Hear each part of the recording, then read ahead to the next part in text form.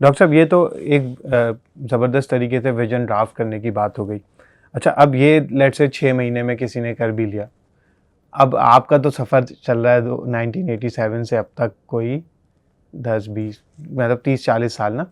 इस दरमियान तो बहुत दफ़ा ऐसा हुआ होगा ना कि कोई मुश्किल आई होगी और बंदा कहेगा बस यार अब गिव अप करें, तो वो क्या चीज़ थी जिसने उसको कंटिन्यू रखा इस प्रोसेस को? देखिए, एक तो ये है कि मेरी 1987 तो मैं सिर्फ इंडस की जी, जी। बात कर रहा हूँ। मैं ये काम मैं 1979 से कर रहा हूँ। ठीक है। ठीक है ना? और इसके पीछे भी बैकग्राउंड है, क्योंकि आपका फैमिली का बैकग्राउंड होता है, आपके असातिज़ा का रोल होता है, उन सब की चीज़ें आती हैं।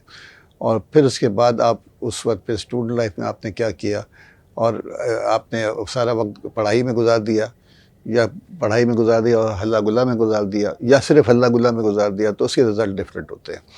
तो और अगर आप किसी एक मकसद के लिए किसी इस इदारे के साथ जुड़ते हैं जिसके साथ आप समझते हैं कि जो कि कोई विजनरी काम कर रहा है, तो फिर आपकी एक ग्रूमिंग हो रही होती है।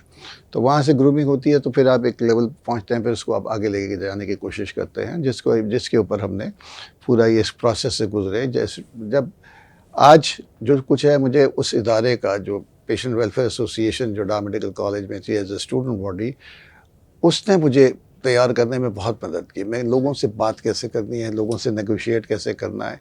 तो आप जब जैसे बच्चा जो है ना, जब पैदा होता है तो बच्चा फिर चलना सीखता है, लोगों की बात सुनता है, उससे सीखता है, सुनता है, उसका जवाब देता है। तो इसी तरीके से आप जब एक स्टूडेंट लाइफ में आप एक जो है ना टीन एज के अंदर आप एक ऐसे माहौल में खड़े हों जहाँ पर ये सारी चीज़ें विजनरी काम हो रहा हो, और तो वो उसकी आपकी ग्रूमिंग हो रही थी उसके साथ। आज मैं किसी से नेगोशिएट करता हूँ तो एक डिफरेंट तरीके से करता हूँ। अगर मैं सिर्फ पढ़ रहा होता और एक डॉक्टर बन जाता, तो ये मेरे अंदर क्वालिटीज़ ना होती।